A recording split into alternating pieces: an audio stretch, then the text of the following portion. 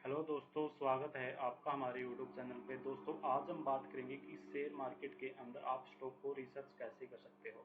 तो दोस्तों, ये शेयर मार्केट की फर्स्ट क्लास है। इसके अंदर हम एक से लेकर ज़्यादा क्लास करेंगे, जिसमें हम ये बताएंगे कि स्टॉक को रिसर्च कैसे किया जाता है। जैसे ही आप सबसे पहले टिकर फिनोलॉजी की साइट पे जाके लॉगिन हो जाते हैं, तो यहाँ पे आपको कोई भी स्टॉक को रिसर्च कर लेना है। जैसे मैं यहाँ पे हिंदुस्तान यूनिलीवर का स्टॉक को सर्च कर लेता हूँ। जैसे मैं यहाँ पे सर्च करता हूँ तो मेरे सामने इसकी पूरी डिस्प्ले शो हो जाती है। तो इस डिस्प्ले के अंदर आप शुरू से लेकर लास्ट तक सब कुछ चेक कर सकते हैं। जैसे कंपनी यहाँ पे आप कंपनी इसेंशियल के बारे में, जैसे कंपनी की मार्केट कैप क्या है, कंपनी का इंटरप्राइजेज वैल्यू क्या है, नंबर ऑफ शेयर क्या है, पीई रेशो क्या होता है, पीबी रेशो क्या होता है, कंपनी की फेस वैल्यू क्या है, डिविडेंड और बुक वैल्यू, इन सब के बारे में आप शुरू से लेकर लास्ट तक देख सकते हैं। तो दोस्तों, आज हम इस वीडियो में बात करेंगे कि मार्केट कैप क्या होती है। मार्केट कैप का मतलब ये होता है कि आप पूरी की पूरी कंपनी कितने में बाई कर रहे हो। जैसे ये मार्केट कैप आप 6,08,000 करोड़ के अंदर बाई कर सकते हो। इसकी मार्केट कैप तो 6,08,238.69 करोड़ है। यदि आप इतने रुपए पे करते हो तो ये कंपनी आपकी पूरी की पूरी हो जाएगी। ये मार्केट कैप होती है। लेकिन हम इस मार्केट कैप को निकालते कैसे हैं, आज हम इस वीडियो में बात करेंगे। जैसे किसी शेयर का वैल्यू, जैसे इस शेयर की वैल्यू 2588 है, 25888। तो इस नंबर ऑफ शेयर को हम यहाँ पे जितना शेयर प्राइस होता है उसको नंबर ऑफ शेयर से मल्टीप्लाई कर देंगे।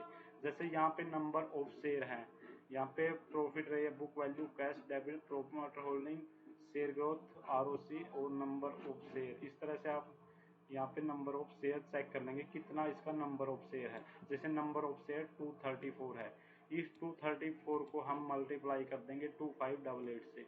इस तरह से इसकी मार्केट कैप आ जाएगी। इस तरह से हम इसको मार्केट कैप को निकाल सकते हैं। जैसे 2588 को नंबर ऑफ शेयर से मल्टीप्लाई करके इसकी मार्केट कैप निकाल सकते हैं। मार्केट कैप का मतलब होता है कि आप पूरी की पूरी कंपनी को बाई कर सकते हैं। लेकिन मार्केट कैप के बाद हमारा सेकंड होता है कि पीई रेशो कैसे निकालते हैं। पीई रेशो को निकालने से पहले मैं आपको बता देता हूं कि ईपीएस के बारे में, अर्निंग पर शेयर क्या होता है। उसके बाद ही आप पीई रेशो निकाल सकते हैं। जैसे मैं पीई रेशो की बात कर लेता हूं। जैसे किसी कंपनी का नेट प्रॉफिट 100 रुपये है और उसके अंदर नंबर ऑफ शेयर है 4, यानी कि एक कंपनी का टोटल प्रॉफिट 100 रुपये है और उसके अंदर 4 पार्टनर का है, तो पर पार्टनर का प्रॉफिट हुआ 25 रुपये। ये पर अर्निंग पर शेयर हुआ। जैसे टोटल प्रॉफिट और कितने पार्टनर हैं यानी नंबर ऑफ शेयर कितने हैं, उसके द्वारा हम ईपीएस निकाल सकते हैं। और ईपीएस को क्या कैसे निकाल सकते हैं, जैसे ईपीएस तो हमने निकाल दिया, जिससे total profit divide by number of share, यानी कंपनी के 100 रुपये प्रॉफिट है और कंपनी के अंदर नंबर ऑफ शेयर यानी 4 पार्टनर तो 4 शेयर हुए, तो पर शेयर का प्राइस कितना हुआ, मतलब कितना मुनाफा हुआ, तो 25 रुपये हुआ। इस तरह से अर्निंग पर शेयर हुआ 25 रुपीज़। यदि हम पीई निकालते हैं तो कैसे निकाल देंगे, तो हम शेयर वैल्यू को डिवाइड कर देंगे ईपीएस से। शेयर वैल्यू होती है हमारी 22588.70, इसको डिवाइड कर देंगे ईपीएस से। ईपीएस हमारा 38, तो हमारा पीई रेशो निकल जाएगा।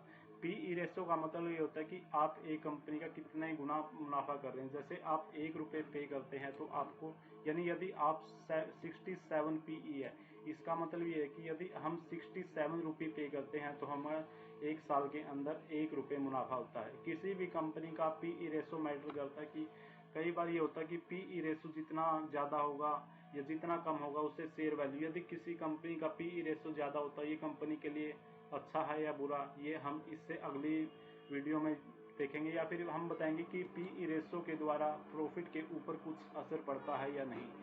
जैसे हम अब बात करते हैं कि पीई रेशो हमने निकाल दिया। जैसे कंपनी का हम वैल्यूएशन चार्ट देख लेते हैं। इसका पीई वैल्यूएशन चार्ट है, इसका पीई देख लेते हैं। जैसे ये यहाँ पे हम जाएंगे, पीई चार्ट ये हो गया। जैसे ये 80 था, फिर 80 से 2021 के अंदर ये 68 हुआ।